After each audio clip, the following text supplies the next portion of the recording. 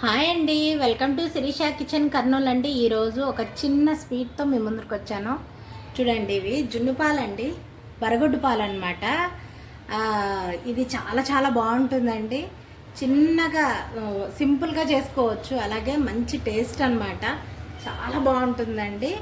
గేదె పాలు మనం పౌడర్తో కూడా జున్ను చేసుకుంటున్నారు ఇప్పుడు. అట్లా కాకుండా ఎంత మంచిగా మన అమ్మమ్మ కాలంలో లాంటిది నేను జున్ను తయారు చేసి చూపిస్తాను. చూడండి, దీంతో ఒక 3 కప్పులు వస్తాయండి పాలు. ఇవి అంటే ఇవి లీటర్ అనమాట. లీటర్ అని పోసాడన్న పాలన్న ఓపించుకున్నా నేనైతే.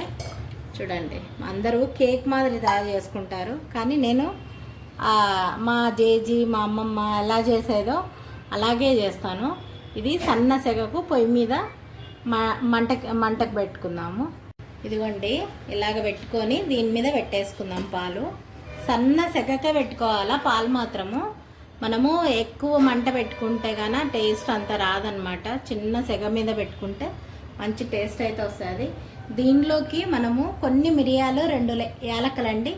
ఇది ఉడకలు దంచేసుకుందాము ఈ పాలు కొంచెం కాగే వరకు. ఇలా సన్న సెగకు పెట్టుకొని మనం ఇలా కలుపుతూ ఉండాలండి. సన్న సెగకు పెట్టి వదిలేయద్దు. పాలు మాత్రం ఇట్లా కలుపుతూ ఉంటే దానికి కింద అడుగంటకోకుండా, ఇంకొకటి మాడిపోకోకుండా ఉంటుందండి. వాసన అయితే కన్నా వేరేలాగా వస్తుంది. అట్లా వదిలేసినామంటే ఎక్కువ గడ్డలు అవుతుంది అనమాట. ఇదిగోండి, మెల్లింగా ఉడుకుబట్టినాయి. దాన్ని మెల్లింగా పాలు అనేది జున్ను తయారవుతుందన్నమాట. చాలా బాగుంటుందండి జున్ను మాత్రం. ఇది ఇలా చేసుకుంటే నాకైతే ఇదే ఇష్టం అనమాట. కేక్ లెక్క చేసుకొని తినేది పెద్ద నాకు జున్ను లెక్క ఫీల్ కానమాట. యాలక్కలు, మిరియాలు పొడి వేసేసుకుందాం. ఇప్పుడు వేసేసుకుందాం. ఇది కూడా కొంచెం ఉడకాలి కదా, దీంట్లో వేసేసుకొని ఇట్లా సన్న సెగకు ఇలా కలుపుతూనే ఉండాలన్నమాట.